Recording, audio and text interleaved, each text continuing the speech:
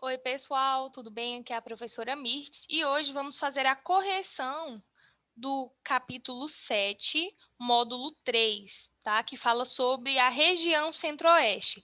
A primeira página, pessoal, é a página 370, tá?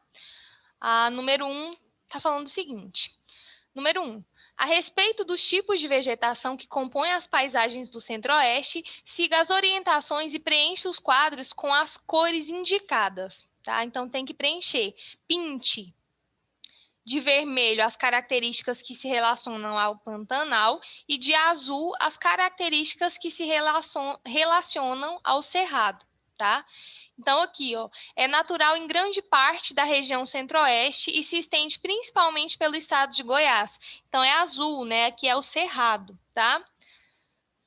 Próximo. Predomina no sudeste do Mato Grosso e a oeste do estado do Mato Grosso do Sul. Aqui a gente está falando do Pantanal, então é vermelho, tá? Complexo com variedade de espécies vegetais é chamado de vegetação de transição. Aqui também é vermelho porque é Pantanal, tá? Predomínio de árvores menores com troncos retorcidos e casca grossa. Estamos falando do cerrado, então é azul. Letra B. Quais outras formações vegetais fazem parte dos estados da região centro-oeste? Então, a região centro-oeste também tem floresta amazônica, floresta tropical e campos. Número 2. Qual é a importância da preservação das nascentes dos rios que se localizam nos planaltos e chapadas? Então, pessoal, nessas áreas, né, localizam-se muitas nascentes de rios que drenam a maior parte das bacias hidrográficas do Brasil. Se essas nascentes não forem preservadas, a vida dos rios será comprometida. Então, o Centro-Oeste é um grande divisor de águas, como eu expliquei para vocês em aula. Se essas nascentes elas não forem preservadas, a vida dos rios também pode ser comprometida, tá? Número 3. Quais são as principais bacias que drenam o Centro-Oeste? São quatro principais, né? São quatro principais bacias, que é a bacia amazônica, a bacia do Paraguai, bacia Tocantins-Araguaia e bacia do Paraná. Número 4. No período colonial, qual atividade econômica estimulou o início das migrações para os estados da região centro-oeste? Então, pessoal, foi a atividade mineradora, tá? Principalmente de pedras preciosas. Número 5. A respeito da ocupação da região centro-oeste, assinale V para verdadeiro e F para falso para as afirmações a seguir. A primeira é falsa, né? Em meados do século XX, o crescimento populacional da região centro-oeste pode ser explicado pelo crescimento natural da população e pelas migrações. Sim, verdadeiro. A segunda é falsa. O declínio da atividade mineradora foi um dos fatores do aumento da população regional, uma vez que muitos migrantes construíram novas cidades com o dinheiro arrecadado. Então, não foi o declínio, né? Muito pelo contrário, foi por causa das atividades mineradoras que houve um aumento, né, da população regional e a construção de cidades, certo? Essa daqui também é falsa. A construção de Brasília e a expansão da fronteira agrícola não impactaram no crescimento demográfico da região, muito pelo contrário, né, pessoal? A construção de Brasília fez com que aumentasse o crescimento demográfico da região, então é falsa também. Essa última aqui é verdadeira. É possível afirmar que Brasília atraiu muitos migrantes e funcionários para cargos públicos do governo federal. Verdadeiro. A número 6, vocês tinham que fazer uma leitura, né, desse texto, eu espero que vocês tenham feito. E era uma resposta pessoal, né? Então tá falando assim, segundo o texto, qual é a relação dos indígenas com a terra? Em sua opinião, em que ela difere da maneira como nossa sociedade geralmente lida com a terra?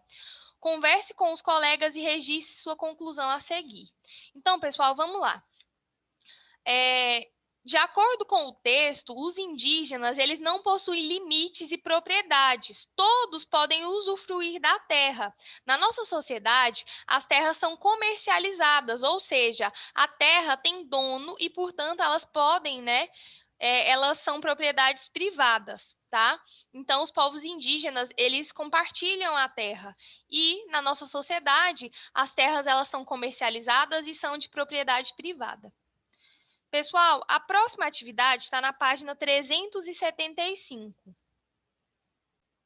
A número 1 da página 375. Quais são as principais atividades extrativas do Centro-Oeste? De que maneira elas estão relacionadas ao processo histórico de povoamento? Então, pessoal, as principais atividades extrativas são a exploração de minério e de pedras preciosas, atividades, né, que foram importantes durante o Brasil colonial. Atualmente, com técnicas mais aprimoradas de exploração, grandes quantidades de diversos minérios são extraídos e exportados. Então, a mineração, ela foi uma atividade econômica muito importante, né? É uma atividade econômica muito importante desde a época da colonização, certo? Número 2, explique quais são as razões para o avanço da produção agroindustrial na região Centro-Oeste. As agroindústrias estão vinculadas à produção agropecuária da região. A introdução de máquinas agrícolas modernas e tecnologia de ponta melhoraram a produtividade. As políticas de governo da expansão das fronteiras agrícolas favoreceram os produtores que receberam financiamentos e outras vantagens para produzir, né, como a infraestrutura e energia. Número 3. Observe a tabela a seguir. Centro-Oeste, participação das indústrias no Brasil. Qual é a participação das indústrias do Centro-Oeste na economia do Brasil? Qual é o principal setor da economia que promove o desenvolvimento da região? Então, como vocês podem observar aqui, o desempenho, né, da economia da indústria, né, no setor de indústria na região Centro-Oeste, ela é muito baixa, tá? E vamos lá. De modo geral, a participação das indústrias da região é muito baixa. Goiás representa o estado com a maior participação. O setor primário é o responsável por manter as atividades industriais e pelo crescimento da economia regional. Então, pessoal, aqui, como vocês podem observar, o desenvolvimento industrial na região Centro-Oeste ainda é muito baixo, tá? Certo? Número 4. Leia a manchete a seguir e depois responda as questões. Em 30 anos, Cerrado brasileiro pode ter a maior extinção de plantas da história, diz estudo. Letra A. Em 30 anos, o que pode acontecer com o cerrado e quais as consequências disso? Então, pessoal, a reportagem, né, fala que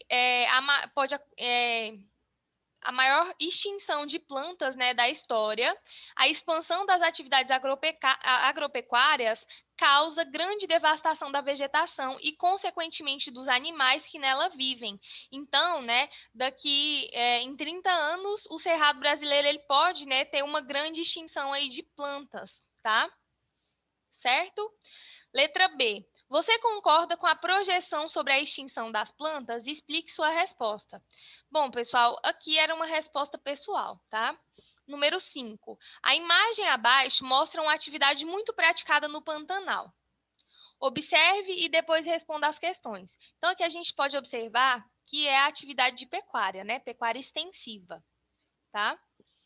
Letra A. Que atividade é representada na imagem? Atividade de pecuária. Letra B. Quais são os principais problemas ambientais causados pela expansão dessas atividades na região Centro-Oeste? Desmatamento, queimadas, poluição dos rios e perda da biodiversidade. E aqui as questões, né, da página 377, que é o fim, né, do capítulo aqui. O que estudei? Vamos lá. A região Centro-Oeste faz fronteira com os países da América do Sul, também com as regiões Sudeste, Nordeste, Sul e Norte. Os estados de Goiás, Mato Grosso e Mato Grosso do Sul compõem a região Centro-Oeste. A região abriga formações vegetais como o Pantanal, o Cerrado e a Floresta Amazônica. A construção da capital, Brasília, e a modernização do campo estimularam o crescimento de novas cidades e foram fatores importantes para o avanço populacional e econômico. Nessa região, localizam-se importantes bacias hidrográficas, como a do Paraguai e a do Tocantins-Araguaia. A atividade agropecuária, como a produção de soja e carne bovina, faz da região centro-oeste importante polo exportador reconhecido mundialmente. Bom, pessoal, eu espero que vocês tenham entendido. Essas foram as questões da região centro-oeste, tá? E por hoje é só.